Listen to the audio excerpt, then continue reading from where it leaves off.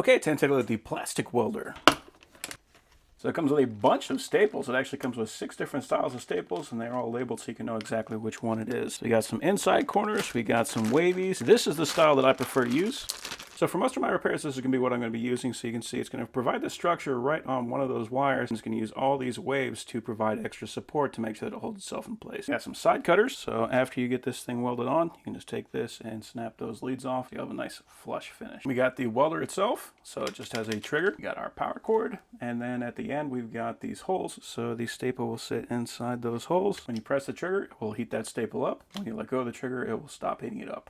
We got even more staples, and we've got our heating tips. Now, it looks like this one is bent a little bit more than this one, so depending on what kind of an angle where you have to get in and actually melt down that plastic, you can use whichever one is going to be most useful for you. We got a bunch of foil, so we can use this as a backer, and then we got a whole bunch of this screen material, which is great. So what this can do, all you would do is you would cut out a section of this, and you can lay that right on top of the plastic, then you can melt that into the plastic, and that will provide a bunch of structure. They'll have a bunch of points of contact where it will hold itself in place. This is great to have, and there is a ton of it in this kit. We've got our sanding pads.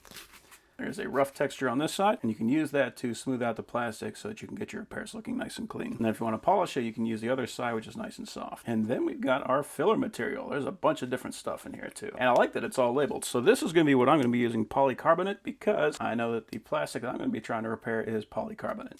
So we got the poly, which is clear. We got polypropylene in clear and black, nylon, ABS, polyethylene, and TPO. So a bunch of different styles of plastic. And we got our instructions. So if I had a piece of plastic that was in need of repair, and it also has a light in the front. So that's always handy. All I'm going to do here is I'm going to set the staple on there. I'm going to press the trigger. I'm going to hold it until I can see it melting in. Then I'm going to let go.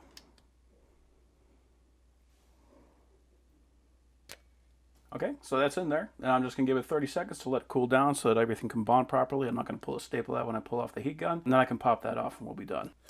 Okay, so the thing I noticed most about this is that it actually heated up very quickly, which is great. Looks like I can't quite fit 2 of these side by side, so I'm going to use another style of staple to finish this one off. And I don't even really have to. I'm just going to use it because the more staples that you have, the more reinforcement it's going to have, the better it's going to be. I'm going to use a wavy staple, so it's a thinner staple, but it still has some waves in it, which is going to help to provide some support.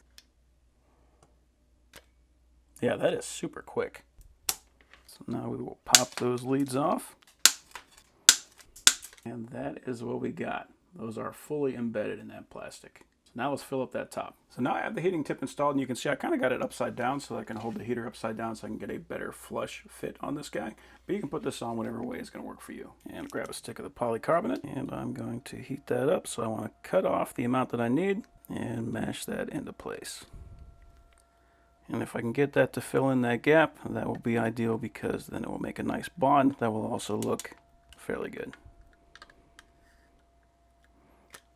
There we go. So we are filled, so now I could take that sandpaper, I could smooth that down. If I wanted to, I could paint this over. It really depends on how clean of a finish you want. Obviously, if you're going to be repairing car panels or anything like that, you're going to be painting it over anyway. So yeah, overall, that is a very thorough kit.